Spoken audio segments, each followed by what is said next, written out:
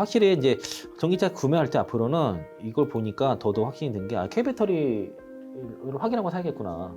그러니까 이제 이런 안전지대 소프트 이런 쪽 내용이 있잖아요. 이거를 앞으로 이제 그 완성차 기업들한테 이미 9군데쯤 차량에 적응을 하고 있고, 이거를 배터리가 다른 회사 배터리 탑재한 차량도 가능하다고 그래요. 그래서 그러니까 이거를 사업을 하겠다는 거죠. 판매를 하게 되면은 새로운 뭐 먹거리가 될 수 있을 것 같고요.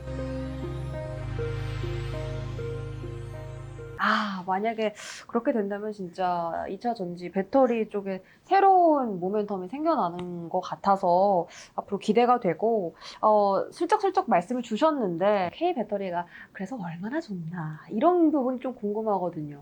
K 배터리랑 중국 배터리랑 비교했을 때 어떤 부분이 좀 더 월등한가요? 그 주로 이제 CATL은 주력이 LFP가 아니고요, NCM이거든요. 아, 그래요? 전체의 한 60에서 65%가 NCM이에요. LFP인 줄 그래서 알았어요. 이제 그 주로 NCM 623, 그 622, 614, 523 이런 걸 좀 주력으로 하고 있고 811까지도 좀 하고 있습니다. 그래서 이제 CATL의 주로 이제 NCM 811과 국내 이제 NCM 배터리와 좀 비교를 좀 할 필요가 있을 것 같고요. 그래서 요거 이제 제가 한참 마칸 EV, 포르쉐 마칸 EV 나왔을 때 이거 보고서 제가 뭐라고 했냐면은 그 포르쉐 마칸 EV가 철지는 좀 최신 배터리가 아닌 CATL NCM 811 장착을 해서 성능이 떨어지는 이제 차량을 내놓았을 때는 사실상 그 포르쉐 몰락을 상징한다고 저는 그렇게 얘기를 했어요. 그 이유에 대해서 말씀드릴게요. 그 포르쉐 마칸 EV와 현대 아이오닉 5N을 비교를 통해서 CATL 배터리, NCM 배터리 문제점에 대해서 얘기를 하고 있고요. 마칸 EV의 사양이 CATL NCM 811, 공차 중량이 2330km입니다. 그리고 현대 아이오닉 5N 사양이 배터리 그 SK온 NCM 9급이 들어가요. 이게 왜 NCM 9급이라고 봐야 되냐면은 네. 이게 니켈 함량이 90%가 살짝 안 돼요. 88, 뭐 86, 막 약간 그런 느낌이라서 그러니까 NCM 9 공정에서 만들었는데 네. 그 니켈 함량 90%가 완전히 넘어가지는 않은데 그 공정에서 만들어서 9급이라고 얘기를 하고요. 공차 중량은 2200km입니다. 훨씬 가볍죠, 지금 보면. 130km 차이가 나요. 단지 NCM 배터리가 들어갔는데 차가 가볍습니다. 차가 무거우면은 더 이렇게 차가 더 밀리거든요. 마칸 EV가 그 CATL 배터리가 아무래도 그 출력에서 좀 불안정하거든요. 그러다 보니까 그 고시레이트를 내기 위해서 배터리 용량을 높인 거죠. 그러면 어떻게 돼요?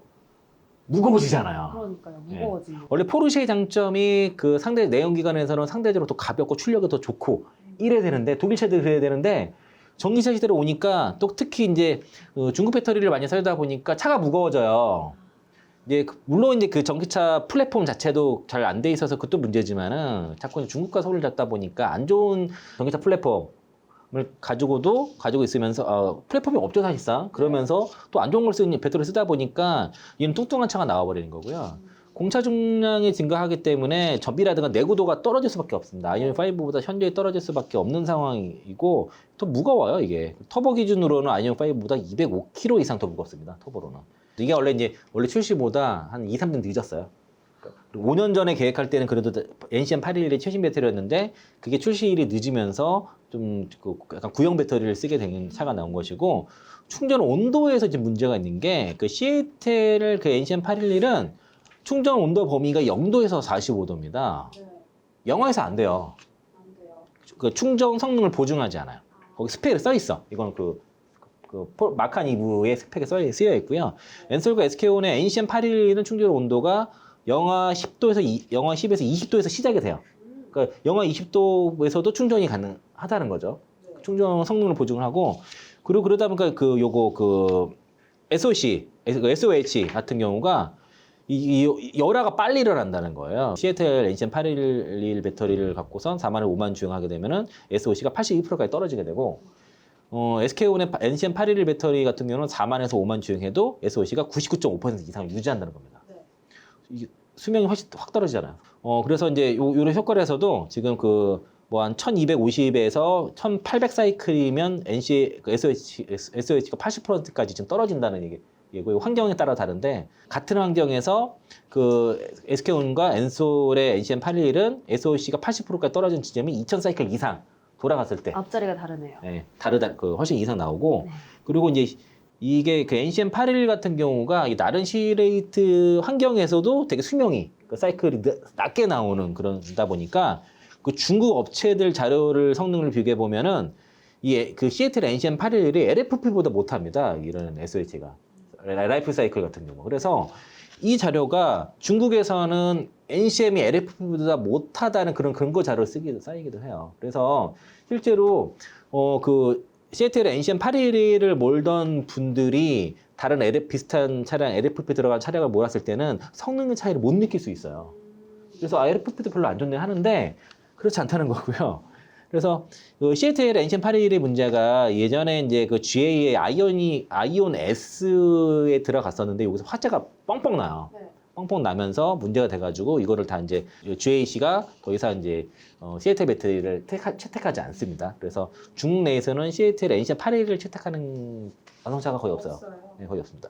근데 마칸이 채택했네요. 네, 이미 이거 오전 전에 결정한 거라서 어쩔 수 이미 없어요. 계약을 했구나. 네. 그리고 또 문제가 이 회생제동에서도 아이오닉 5와 그 마칸 EV의 차이가 있는데 그 회생제동이 높을수록 주행거리가 더 늘어나거든요. 그래서 회생제동이 0.4주밖에 안 되는데 그 시애틀 NCM 811은 근데 이제 아이오닉 5 쪽으로 가게 되면은 회생제동이 그보다 훨씬 높다는 요런 그런 얘기를 하는 거고 보통 아이오닉 5의 회생제동은 0.6G예요. 그래서 내부적으로 0.8G까지 나오는데 이걸 통해서 훨씬 주행거리가 많이 늘어납니다. 통해서. 그리고 이런 그 회생을 통해서 그 브레이크를 제어 능력이 훨씬 뛰어나거든요. 그리고 이제 겨울철 충전 문제 아까 말씀드렸죠. 그 미국에서도 테슬라 모델 3랑 모델 Y가 그때 충전 대란이 일어났잖아요. 그게 LFP 배터리 들어가서 그래요. CATL에 LFP 배터리 들어간 거고. 당연히 이제 SK온과 엔솔 같은 경우는 겨울철 충전 문제가 크게 발생하지 않고 현대차의 실내석 테스트 기준가 영하 40도입니다. 그래서 현대차에 납품하는 모든 부품은 영하 40도에서 일주일 동안 버텨내야지 통과가 돼요. 배터리 포함해서. 그리고 또 하나가 이것도 이때 당시에 그래서 막 전기차 충전 문제다 막 했는데 내연기관차도 영하 15도에서 안 된다고. 맞아요. 너무 추우면은 안 가끔 움직여. 시동 안 켜져요. 디젤 차는 아예 시동도 안 켜져. 저는 휘발유 차인데도 네. 너무 추우면 가끔 안 켜질 때 있어요. 그러니까요. 네. 그래서 배터리 방전된다니까 내연기관차도. 맞아요. 그래서 이제 그리고 이제 전기차 시대로 가는 거는 막을 수가 없는데 아마 지금 나오는 차 EV3라든가 현대에서 나온 거 캐스퍼 EV 이런 것들이 나오게 되니까 이제 아마도 이제 내연기관차라든가 하이브리드 플러그 하이브리드 차들이 그런 차들 앞으로 계속 나오게 되면 버틸 시간이 얼마 안 남은 것 같아요. 요게 이제 그 NCM 811 같은 경우에 이제 국내 NCM과 차이는 양극재 순도. 그 에코프로비엠이 그만큼 잘하는 게 양극재 순도가 굉장히 좋아요. 지금 그 중국의 롱바이 같은 경우가 국내 양극재 업체한테 지금 특허 소송 당하고 있거든요. 양극재 순도에서 차이가 분명히 있고, 그리고 이 분리막 기술의 차이가 있습니다. 이제 엔솔이 예전에 코나2V에서 불났던 게 그 분리막 때문인데 그 상해 음척거 썼다가 거기서 생산한 모델이 불이 났는데, 이게 어디까지 다 어떤 차량 괜찮고 어떤 차량 적합한 괜찮지 않은지를 구분할 수 없으니까 다 전량 리콜 해버렸거든요. 그리고 그게 2조 들어간 거고, 이 분리막에 의해서는 기술력의 차이가 있다는 겁니다. 이 두 가지가 굉장히 핵심이고, 그리고 이제 요거 폴스타4가 이번에 새로 나왔는데 국내 생산하는데 이게 일단 지금 나오는 모델은 중국에서 생산되는 물량이 10월달에 들어오는 겁니다. 근데 이게 유럽 모델이 NCM 811이 들어가는데 지금 폴스타4 회사에서 언론상에 나온 게 그 NCM 523 들어간다고 얘기를 했어요. 폴스타 관계자가 얘기를 했고 이거 확인된 사항이고요. 그래서 유럽 모델은 NCM 811 들어가는데 이거 523 들어가는 게 이유가 그동안 최근 화제로 이슈가 됐던 시애틀 NCM 811이 아닌 NCM 523으로 안정성을 높이 평가됐다라고 얘기를 한단 말이에요. 이게 이제 그 100kWh가 들어갔는데 이런 NCM 523이 들어갔는데 가격이 너무 비싸요. 그래서 이거 사지 마세요. 뭐 사요? 이거 사지 마. 이거 너무 비싸. 이거 너무 이거 비싸. NCM 523 썼는데 네, NCM 523 들어갔어요. 넘는 거 비싸다. 네. 시애틀에 들어간 게 현대가 아마 그게 코나2V 그게 523 들어갔던 거예요. 그래서 되게 충전드려요. 그러니까 그 시애틀의 NCM 523이 그나마 화재 안정성이 가장 검증됐어요. 나름 NCM 811이 이게 좀 불안하단 말이에요. 제가 그랬잖아요. 여기 이게 뻥뻥 GAC 사건 터진 거. 그래서 요거는 사시면 안 될 것 같고 25년도부터 하반기부터 생산하는 모델은 K 배터리 장착한다 하니까 그때 고려하셔도 좋을 것 같다. 근데 일단 이 배터리 NCM 523 이걸 쓰는데 6,690만 원? 이거 너무 비싼 것 같은데? 이게 얼마나 적정해요, 그럼? 글쎄요, 이거 모르겠네. 4천만 원? 그러면 너무 뭐 좀- 싼가? 그럼 모르겠습니다. 그 4천만 원이면 4천만 원이면 살 아니, 것 같아요. 사실 것 같아요. 그 이거 이 배터리는 안 사죠. CAT는 안 사죠. SK온이나 LG 엔솔 거 사는 걸로. SK 온게 좀 좋은 것 같아요. 네. 하지 않겠어요. 어. 이게 벤츠 EQA고요. EQA 22년도, 23년도, 24년도 모델인데 그 표에 보면은 21년, 22년도 모델은 시애틀 NCM 811이 들어가고 23년도, 24년도에는 SK 온게 들어간다고 되어 있어요. 근데 여기 보시면 주행거리가 22년도 그 시애틀 NCM 812 들어간 거는 303km 돼 있고요. 그리고 SK 온거는 378km, 여기는 327km. 대신 여기는 보면 용량이 줄었어요. 네. 근데 이제 선대 소장님이 요거 보시고 나서 요거 다 CLT일 것 같다라는 얘기를 하시더라고요. 왜 그러냐, 무슨 얘기, 본인이 이거래요, 차가. 22년도 거, 이거. 그때 배터리 잘 몰라가지고. 본인 거 충전하게 되면 360km 정도 주행거리 나온답니다. 근데 SK, 그 지인한테 소개해서 지인은 SK 온걸 들어간 것 같은데, 그럼 500km 넘어간대요. 그래서 이게 370km 나오는 게 이게 CATL 기준인 것 같다. 그러니까 저는 이제 그 언론성에 이제 그 검색해 보면은 23년도부터는 SK 온거라고 돼 있어가지고 그걸 생각해서 이렇게 넣었는데 이거 다 CATL 효과일 수도 있겠다. 이 주행거리면 높다는 거예요, 실제는. 근데 어쨌든 이게 300km인데 370km면은 거의 20%가 넘잖아요. 네. 주행거리에서 20%더 많이 20% 이상 가는 거니까 뭐 이것만 보더라도 차이는 있는데 실제로 SK온 들어간 배터리가 들어간 벤츠는 주행거리가 500km가 넘어간다라고 생각하셔도 좋을 것 같고요.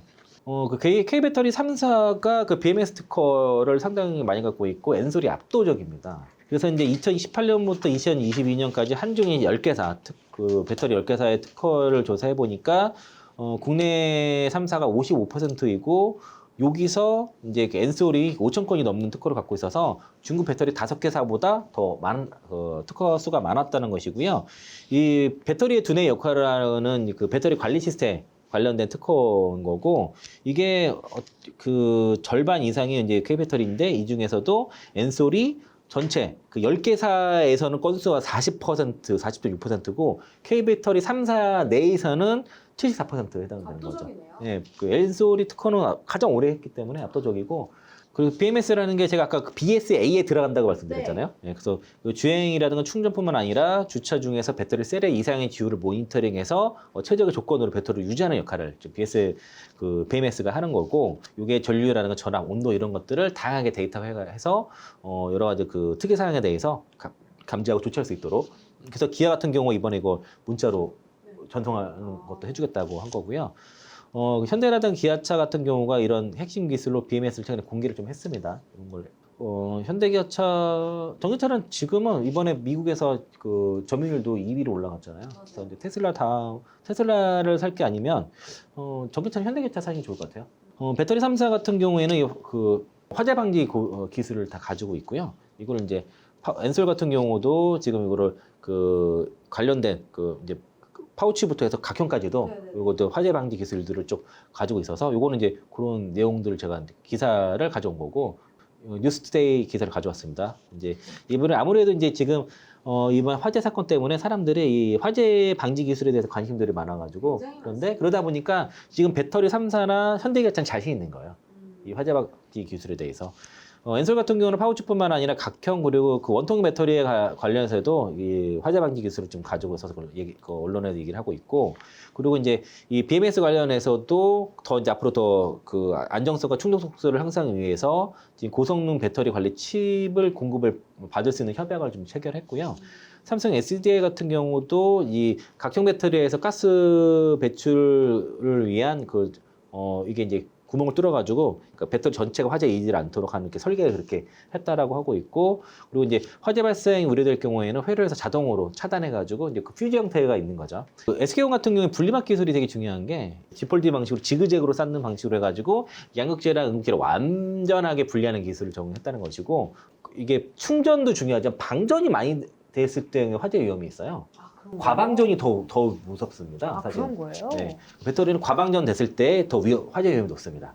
네, 그래서 이제 이거 배터리 설계하신 분들이 가장 먼저 준비하는 게 과방전, 되지 않도록 하는 걸 더 준비하고요. 그 배터리 충방전 시 발생하는 가스를 억제하기 위해서 그 원소 배합을 조정하는 복합 도핑 기술도 상용했다라고 이제 나와 있고, 셀투팩이 사실은 그 화재에 되게 취약한 구조예요. 그러니까 셀투팩의 목적은 에너지 밀도를 올리기 위해서잖아요. 각형에서. 근데 이제 그만큼 모듈이 생략이 되기 때문에 화재에 더 취약할 수 있는데 그런 셀프팩 기술에도 이 방호제를 삽입을 하고 그리고 내부의 격실 구조를 만드는 형태로 해가지고 그 열 전이 억제 기술을 적용한 제품도 앞으로 출시하겠다. 그러니까 셀프팩에도 불구하고도 그 화재 방지 기술이 들어갔다라고 볼 수 있겠고요. 현대기아차 그룹에서는 이 GMP에 다양한 기술이 적용이 됐습니다. 그래서 배터리 팩의 전장품과 BSM을 결합시켜 완제품 형태를 BSA라고 하는 거예요. 그래서 요거를 폭스바겐이 수존 4조 원인가 그 수존의 공급 계약을 맺은 적이 있어요. 이걸 못 만들어내니까 기억나요. 현대 모비스 거를 샀는데 이게 뜯어 보면은 기술자가 이렇게 만들어가 할 수 있거든요. 특허가 다 걸려 있어. 그래서 그거를 개발하느니 차라리 사겠다. 이게 자체 개발을 했었으면 원가 절감이 훨씬 되고 더 수익이 많이 날 텐데 왜 폭스바겐은 그걸 못하고 현대 모비스 거를 사겠냐 이거죠. 예, 이게 굉장히 중요한 그 특화된 기술이라고 볼 수 있겠고, 첫 번째로 이런 기술이 적용됐습니다. 아까 제가 분리막 지그재그 G폴딩 기술. 두 번째는 모듈 간의 일정 전류가 넘어가게 되면 열이 나서 끊어지도록 설계를 해서 모듈을 보호하는 겁니다. 모듈 두 개 단위로 해가지고 퓨즈 형태로 딱 끊어지게 만들어요. 아까 퓨즈 형태 말씀드렸고, 그리고 합성 수지를 포함한 복합 소재를 사용해서 포장재가 녹아내려도 모듈과 셀을 보호하도록 쓴다는 거죠. 이게 약간 플라스틱 재질 같은 건데, 그리고 내화 시트를 통해서 그 EV 난 이후에는 모든 차량에 적용하고 있어서 앞으로 신차에는 다 내화 시트를 다 적용합니다. 그리고 마지막으로 그 밴딩 가스 밸브를 적용해서 내부에서 가스 압이 높아져 가지고 그 최상단의 커버가 압력으로 딱 밀어올릴 경우에 그 벤트가 탁 열리면서 가스가 배출되도록 설계해 가지고 폭발하지 않도록 딱 그런 설계가 돼 있어 가지고 이게 다양하게 이 5가지의 이런 그 화재 방지 기술이 적용돼 있어서 최대한 안전하게 돼 있고 설사 화재가 나더라도 최소한으로 줄여지는. 그리고 이제 이 충전 이거 서울시에서 빨리 이거 뭐 90% 어쩌고 이거 다 빨리 철회를 해야 되고요. 하더라도 좀 빨리 제한적으로 해야 되고 아무런 과학적 근거가 없어요. 말도 안 돼. 혼나야 돼요. 오세훈 선생님 빨리 그 처리하셔야 되겠고요.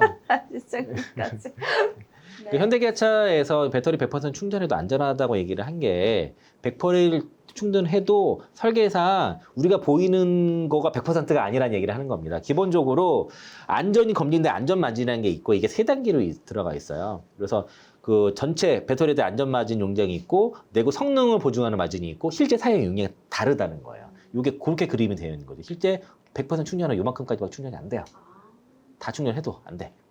보통 배터리 화재의 주요 원인은 제조사 결함도 있을 것이고 파라셋처럼 그리고 외부 충격을 받아가지고 이렇게 해서 화재가 나는 경우들이 있는데 이런 그런 과충전에 대한 기술은 충분히 있다는 얘기를 하는 거고요. 그래서 여기 보면 총 3개의 여유분 마진이 있어요. 여기 다음에 설명이 되어 있습니다. 첫 번째로 배터리 제조사에서 기본적으로 설정하는 마진이 있습니다. 충분히 다 그 충전할 수 있는 에너지 용량보다 더 낮게 일단 기본적으로 설계를 하고 두 번째는 배터리 제조사에서도 여기서 또 마진을 또 남깁니다. 그러니까 자동차 제조사에서 마진을 또 남겨요. 그러니까 배터리 제조사에서 일단 마진 남기고 그걸 받아와서 또 여기서 일부 사용이 가능한 마진을 자동차 제조사에 또 남기는 거죠. 그러면 이제 배터리 셀 제조사와 자동차 제조사가 각각 설정한 마진이 남은 상태에서 지금 BMS가 그 설계가 되는 거고요. 그리고 BMS 자체에서도 용량을 산정하는 과정에서 또 일부 용량을 또 제외를 해요. 그러니까 이렇기 때문에 100% 충전해도 안전하다 믿고 사셔도 됩니다. 이게 어제랑 오늘 나온 뉴스인데요. 그 LG 에너지솔루션이 그 배터리 안전진단 소프트웨어 사업을 본격화하겠다라는 뉴스가 나왔어요. 그래서 이제 요 사진을 많이 그 뉴스에서 이게 있더라고요. 그래서 이제 안전진단 소프트웨어 핵심 기능이 이제 미세 단락, 내부 단락, 리튬 과다 석출 등 뭐 다양한 불량 유형을 분석을 할 수 있고 또 이상 징후 발생 시에는 알림 서비스 발송하고 특징이 이제 13만 개의 배터리와 배터리 셀과 1,000개 이상의 모듈 분해를 분석할 수 있고요. 그 90% 이상의 징후를 검출할 수 있다고 합니다. 그리고 이제 뭐 클라우드 AI 기술을 통해서 뭐 알고리즘 고도화했다고 하는데 요건 제가 다 안 읽을게요. 그 설명들이 있어서 제가 뉴스를 그냥 거기 있는 내용만 뉴스 요약해 온 거고요. 특이한 거를 굳이 보면은 그러니까 이제 이런 안전진단 소프트 이런 쭉 내용이 있잖아요. 이거를 앞으로 이제 그 완성차 기업들한테 이미 9군데 지금 차량에 적응을 하고 있고 이거를 배터리가 다른 회사 배터리 탑재한 차량도 가능하다 그래요. 그래서 그러니까 이거를 사업을 하겠다는 거죠. 판매를 하게 되면은 엔솔의 어떤 새로운 먹거리가 될 수 있을 것 같고요. 그리고 아까 특허가 월등하게 지금 많기 때문에 그래서 엔솔이라서 가능할 것 같고 그리고 그 안전진단뿐만 아니라 배터리가 태화되고 이게 수명이 떨어지잖아요. 그걸 통해서 정밀 진단과 예측 기술도 개발, 어느 정도까지 태가 될 건지에 대한 예측도 가능하다고 하는 거고, 그리고 특히 이제 그 AI 그 컴퓨팅 기술을 통해서 그 알고리즘을 통해 가지고 좀 더 이제 배터리의 그 상태를 진단을 할 수 있도록 하는 것도 특징이고, 워낙 데이터가 많이 쌓여 있어요, 이게 상대적으로. 지난해 기준 국내 전기차의 2.2%에 해당하는 12,000대 차량에 대한 데이터를 수집해서 분석한 상태이고, 우리 이제 모빌리티 차량의 SDV라고 많이 들어가잖아요. 네. 이 플랫폼에도 최적화되도록 그 BMS라든가 그 해당 소프트웨어를 개발 중이라고 하고 있고, 차량이 어쨌든 그 LG 엔솔이 이런 배터리 안전 진단 소프트웨어 사업을 본격적으로 하면서 지금 아마도 향후에 이게 적용된 차량들이 되게 많아질 거로 보여집니다. 그래서 이런 서비스업도 이번에 이제 그만큼 이제 부각이 되는 거고, 그렇게 되면은 아까 처음에 말씀드린 것처럼 그러니까 확실히 이제 전기차 구매할 때 앞으로는 이걸 보니까 더더욱 확신이 든 게 K 배터리를 확인하고 사야겠구나. 특히 현대기아차 차가 전기차 쪽에서는 확실히 앞으로 우위를 점할 것 같아요. 그래서 저기 캐스퍼 이브라든가 EV3 기아 같은 경우에 이제 가성비 짱인 그런 차들이 나오면서 보여줄 것 같고, 이제 점점 이게 차량이 이제 앞으로 더 확대가 되잖아요. 아이온 시리즈도 더 그 고급 모델들 나오고 하다 보면은 전기차 시대를 가게 됐을 때는 확실히 현대기아차가 준비를 많이 해왔기 때문에 글로벌 탑2는 가겠죠. 알겠습니다. 이게 좀 비교를 해주시니까 얼마나 이쪽 그 안정성의 측면에서 국내 배터리 기업들이 얼마나 기술력이 높은지 좀 체감을 할 수 있었고,